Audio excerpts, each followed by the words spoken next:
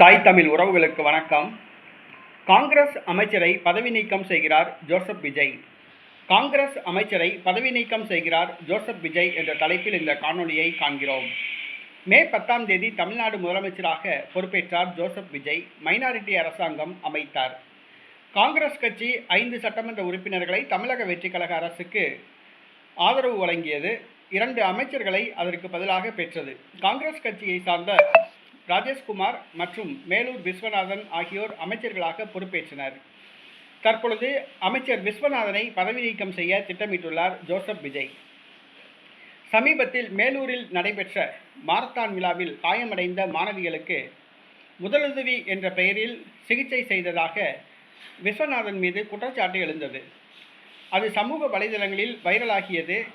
சிறுமிகளை தொட்டு முதலுதவி செய்த அமைச்சர் விஸ்வநாதனை போக்சோ சட்டத்தின் கீழ் கைது செய்ய வேண்டும் என்று எதிர்க்கட்சிகள் கோரிக்கை வைத்து வருகின்றன. இந்த கோரிக்கை நாளுக்கு நாள் வலுத்து வருகிறது. மேலும் தொடர்ந்து சர்ச்சையில் சிக்கி வருகிறார் விஸ்வநாதன்.